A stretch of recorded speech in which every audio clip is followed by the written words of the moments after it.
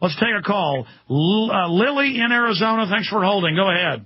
Hi, Alex. Hi, Bob. It's an honor to be with you on the show. I have a few points about this flu hype. And I grew up in Eastern Europe under communism, and coming from that background, I can see a lot of things that are coming together with what they're trying to do to the people. And just like you said, I've been listening to your show for a while, and I realize what a lie they're trying to push on people. I mean, nothing but lies. And I don't understand how people cannot see right through the lies. Because growing up, we grew up not trusting the government. That was, your life depended on that. 1 out of 3 people were informants, so you really did not know who you're talking to. So you had to keep to yourself. That's what they're trying to do to stifle the First Amendment. If they succeed in doing that, this country is going down the tubes, and I would hate to see this happen. And I wonder myself, and I ask myself and my husband, how did America get to this point, and why? People are taking their liberties for granted, and they're not thinking. One point that I want to make, and I want people to think about it, why would Kathleen Sebelius give vaccine makers immunity if there's nothing wrong with those vaccines? Why? Why? People don't ask that question. Well, and Lily, most people didn't grow up in Eastern Europe under what we're going into. That's why. Why did smallpox kill Native Americans, but it wouldn't kill the Anglos? Because the natives had never been exposed to it. Just like we've never been exposed to real hardcore tyranny. So the average Dumbo doesn't know that because they've never come up against it. Those of us that haven't lived under tyranny but studied history, we know what it looks like. You've lived under it. You know what it looks like. Bob fought it when he was fighting the communists. He knows what it looks like. And that's what's so sad about these yuppies that giggle and laugh and think it's all funny. They don't know that this is hardcore classical tyranny that's coming down on us. Bob, and then another comment from Lily. Bob, comments on what Lily was saying. Well, I think she's absolutely right. People haven't experienced it. And America has never collectively really had a bad day in their life. I know we've had wars in Vietnam and for the living, most of the people from World War II are gone. And we had the war in Korea, and now we've got these actions in the Middle East. But besides that, most people didn't get involved, and they don't know what bad is. I mean, they just go to their job and have their families and so on and so forth. And they believe the government will fix it. They believe this propaganda. And so we have to reach them so they hear the other side of the story, the truth. And that's our job.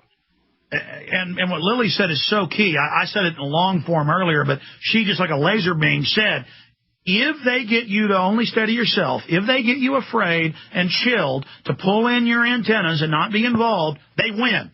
The minute, that's why they're out saying, you don't like the president, you don't want to turn your guns in, racist. You don't like... wrong. Well, that's what the Soviets did. I mean, explain that to people. If we've got to speak up now or it's over.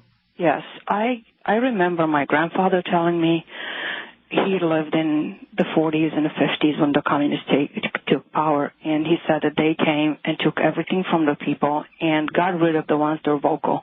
The ones that fought against them, put them in jail, killed them, they disappeared forever. They took everything. My grandfather told me they took their animals, the cattle, the plows, everything. They left them destitute.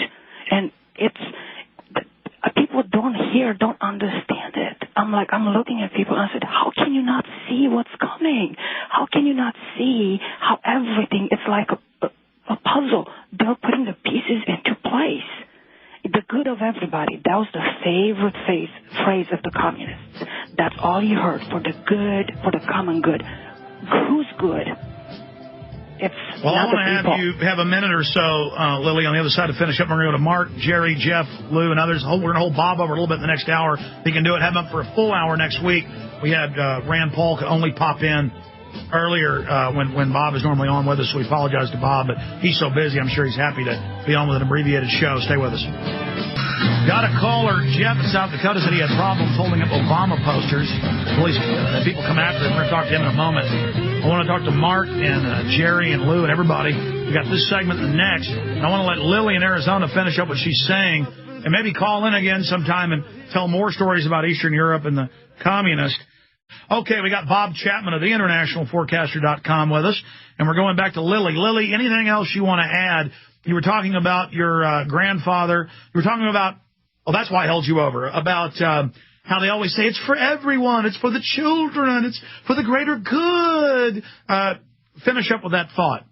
Well, the only good was for the dogs at the top, because they had everything and everybody else was starving. That's the good of everyone, though everyone at the top, that is, which is probably what, 1%, 0.5%. You know, you never know, but the corruption that went on while the whole country was starving, and it started with putting fear in people to speak their mind, because they arrested those that were vocal in the beginning, and it had a chilling effect on everybody, and everybody withdrew within, and they were afraid to speak out. I think there's a great movie that was made in Germany a couple of years ago. It's called The Lives of Others. It's in German with English subtitle. I think everyone should watch that movie. It's a perfect description what life behind the curtain was. Well, did you hear the callers? The particular fellow that they're wanting to indict, saying that Obama supporters would run up and take photos and say, I'm reporting you, and that Obama told people, report on your neighbors if they criticize me. I mean, he really is a very, very wicked person. People are so stupid, because what they do not understand is that you report someone today, your turn is coming back next tomorrow, because they're going to turn against you. There is no loyalty. So people need to understand that and band together. People should work together, not against each other, because the enemy is not the people, and people do not understand that. And go ahead. And I have a few words of caution for Christians. Christians better wake up and not wait for the rapture, because that's not going to happen before the trouble. They better wake up, because the same thing happened in China. Where were you from in Eastern Europe? Romania. Romania, yeah. Well, God bless you. Call back in again, Lily. Good to hear from you in Arizona. Bob, I held her over because I just want people to hear that testimony. But, I mean, did you think you'd ever see an American president saying, rat on your neighbors if they criticize me? The only place I heard of that was in communist countries or in Nazi Germany. It's just incredible to see it happening, and to know these big offshore banks are funding this fake communist system to steal all our wealth. Bob, stay there. Back in 1 minute. We're going to take a few more calls for you. Okay, real fast. Mark in Oregon, you're on the air with Bob Chapman. Go ahead, Mark. Hi. Go ahead. Hi, Alex and Bob. How y'all doing today? Alex, a massive poster campaign on the vaccination deception is certainly in order, no doubt, not just in the United States, but throughout the world. Now, additionally, forming groups of organized and public protest and public exposure that will force the mass media of this country and the world to report on the deadly ingredients of the upcoming global vaccinations, I think would also be powerful, as well as an expedited production and release of a video by yourself, perhaps titled The Vaccination Deception. All right, let me be clear. That's a great idea, the vaccination deception. I've interviewed Tenpenny and others. There is a section in the new film about the vaccine.